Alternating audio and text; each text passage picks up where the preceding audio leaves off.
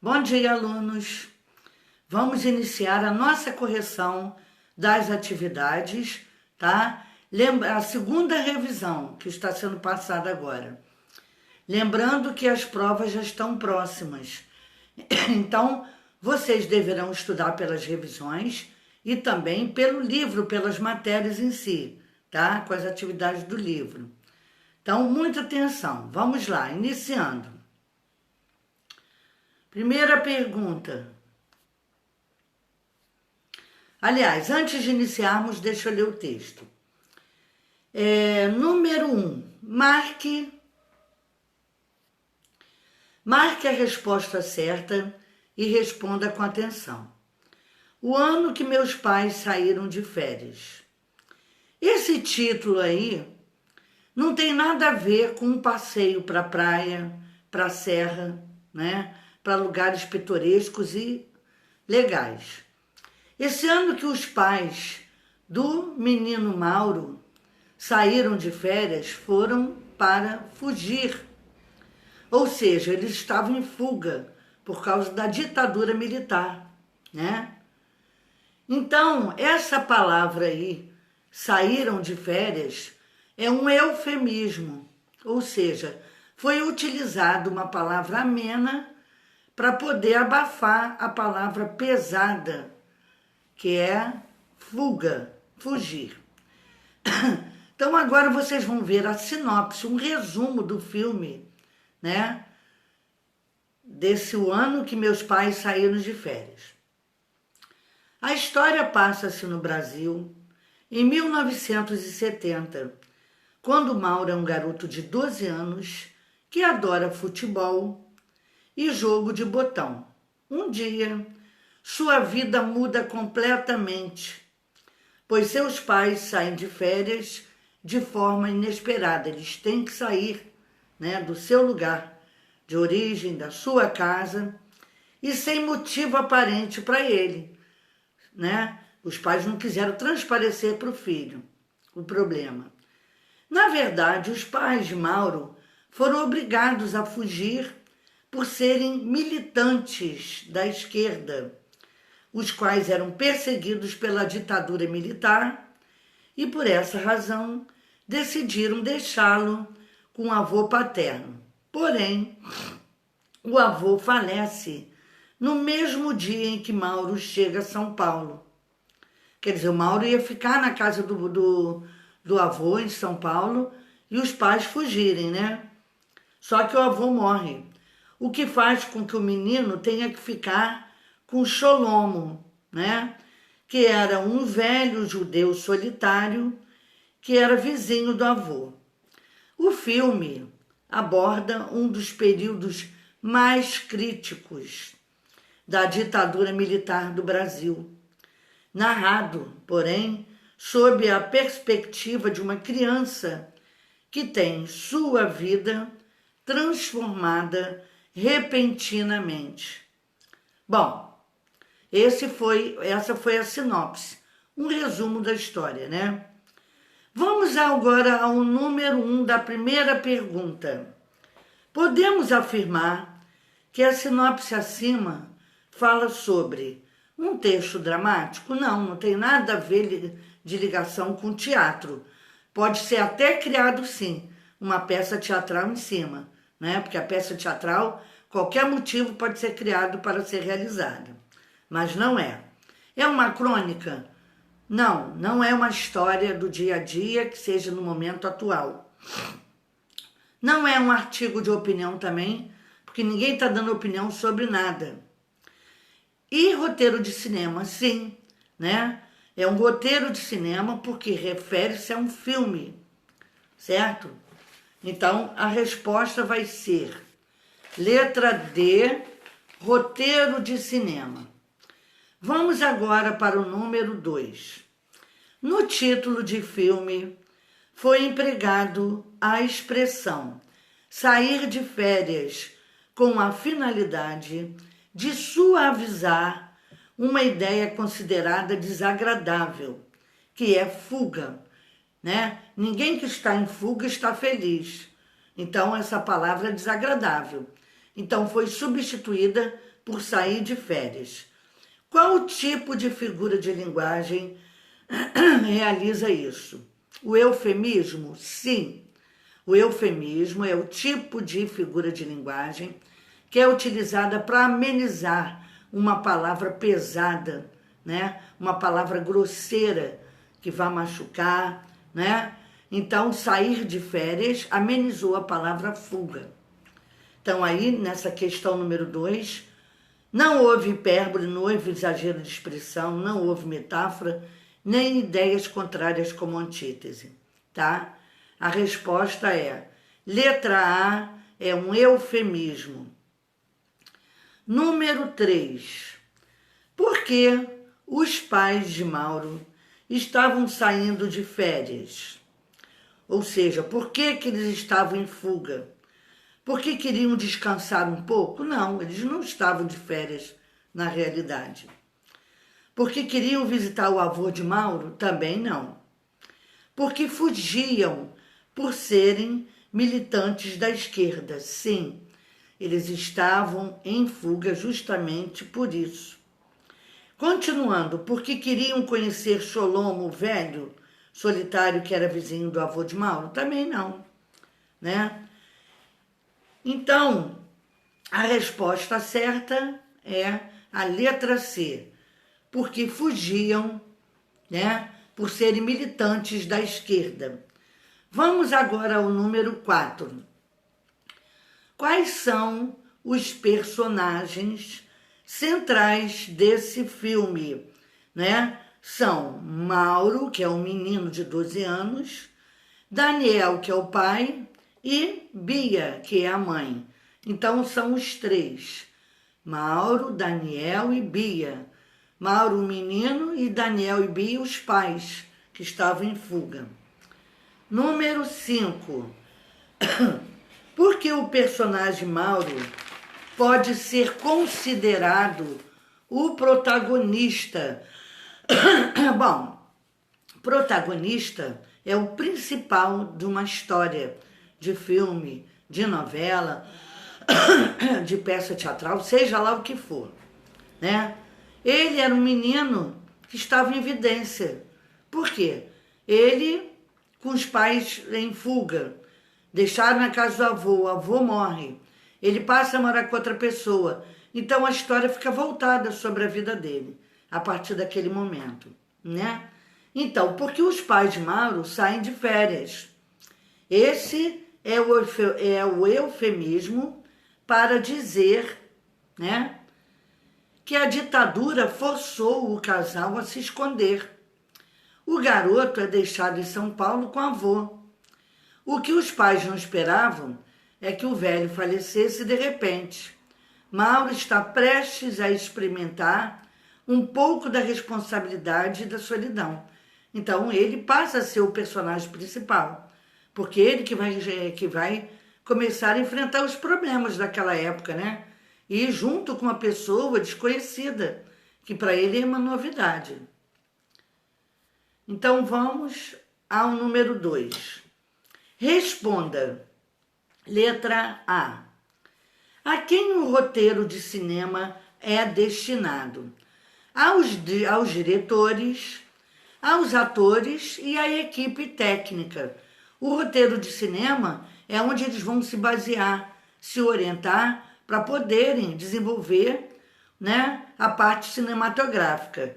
Então é interessante ao diretor, aos atores e à equipe técnica, né, a parte que vai também colaborar com a ajuda, com a montagem de tudo. Então, há diretor, atores e a equipe técnica. Letra B. Para que os responsáveis pela criação do filme... Não, para que... com que finalidade um roteiro de cinema é produzido, né? Para que os responsáveis pela criação do filme possam visualizá-lo no todo, a fim de se orientarem para a produção de um filme.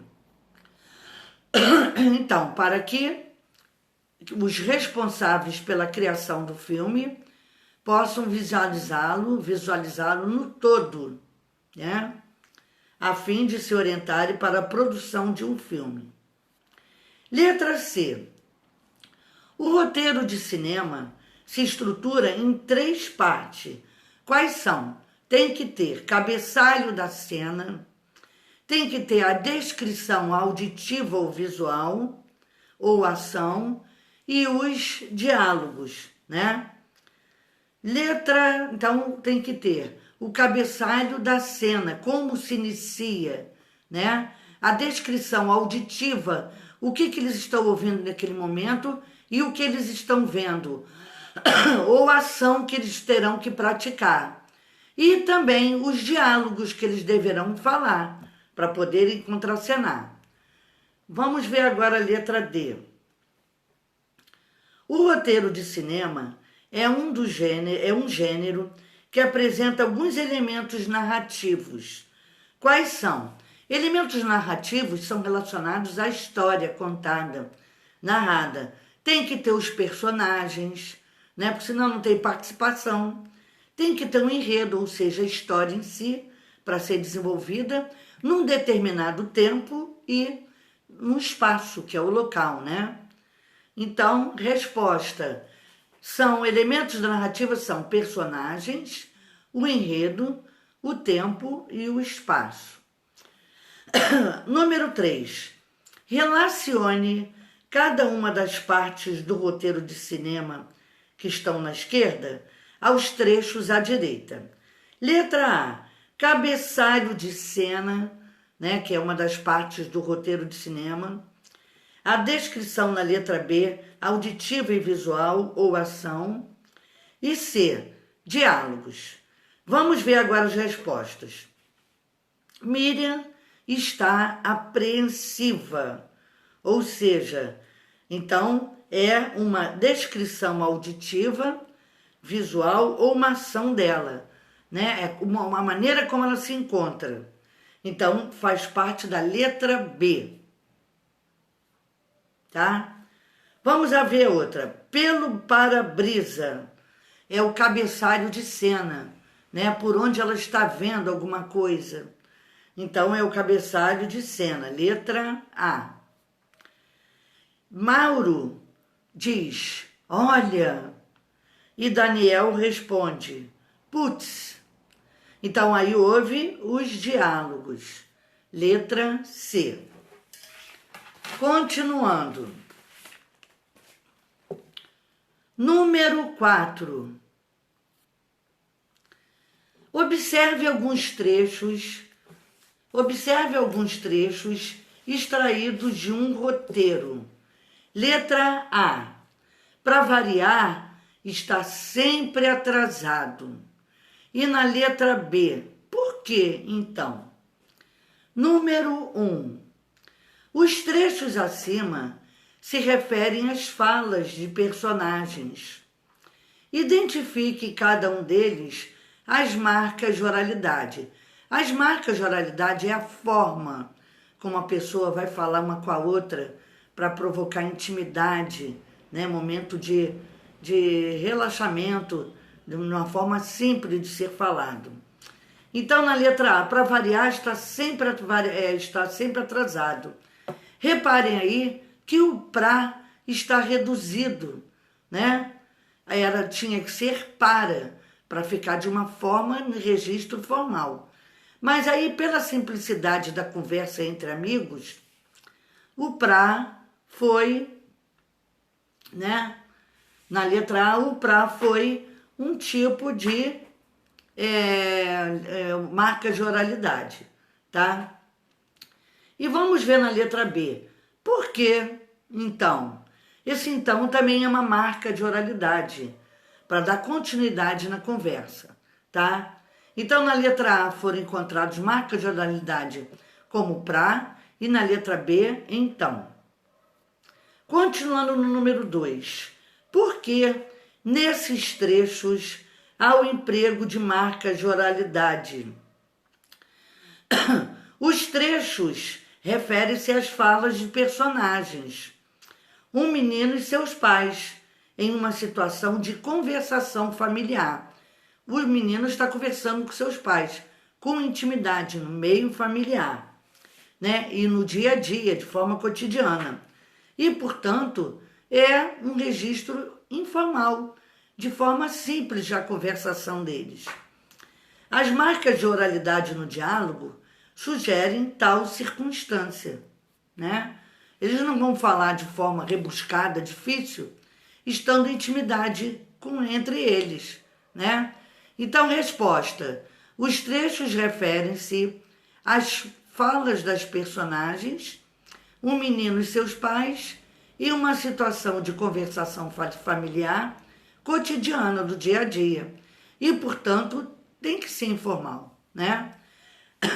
As marcas de oralidade no diálogo sugerem tal circunstância, mostram que o linguajar tem que ser dessa forma, simples, né? Número 5. Nas falas abaixo, há situação comunicativa, formal ou informal. Vamos ver aí. A primeira fala. Tá difícil ter ideia para essa história. Outra vez acontece a fala simples. Foi reduzido, em vez de estar, o verbo estar, né, o verbo ser, ficou resumido. Em vez de estar, ficou tá. Tá difícil ter uma ideia para essa história. A professora disse que era legal observar a realidade. Também as duas falas são, né, apresentam informalidade, ou seja, não estão formal, né? Não estão de forma bem simples, informal. Então a resposta do 5 é informal, ok? Informal. Vamos ao 6. A respeito do livro paradidático lido, Memórias Quase Póstumas de Machado de Assis, associe cada fala a seu personagem. Vamos lá. Aí aparecem os personagens Machado de Assis, Carolina, a esposa dele, Hermenegildo, o ajudante dele, que se tornou seu confidente, Padre Siqueira, que gostava muito de jogar xadrez com Machado de Assis, e Joana, que era a pessoa que trabalhava na casa deles, que adorava rezas, ervas, né? Então era metida a entender sobre isso. Então vamos ver, que a fala será de quem? Será que o senhor podia emprestar-me uns livros? O senhor fique tranquilo, que terei o maior cuidado com eles. É a fala de Hermenegildo, que adorava ler os livros e estava na biblioteca, espanando os livros, cuidando deles, no escritório de Machado de Assis. Então, a primeira resposta é o número 3. Corresponde à fala de Hermenegildo. A próxima é repetir 3 vezes a reza com muita fé, fazendo o sinal da cruz e segurando o raminho de alecrim. Então, isso aí são coisas de Joana. Ela que gostava, era rezadeira, né? Benzedeira. Corresponde ao número 5. Continuando. Caso eu vença nesta partida que jogaremos agora, o Senhor me dará sua alma. Isso é a conversa do Padre Siqueira, que queria transformá-lo, né?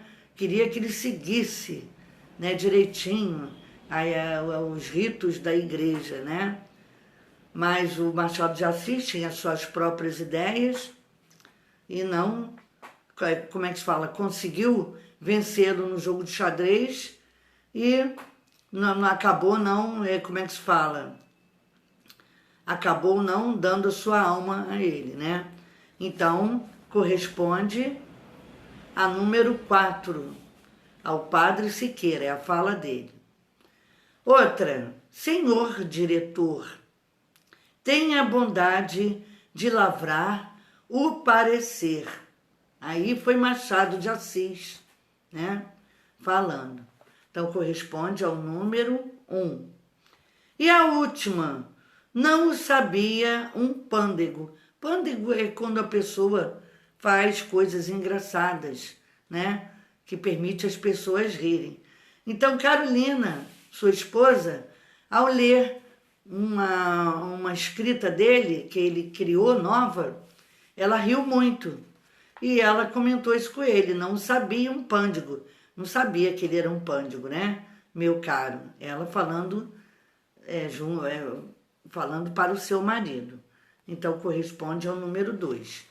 Então, a numeração ficou 3, 5, 4, 1, 2.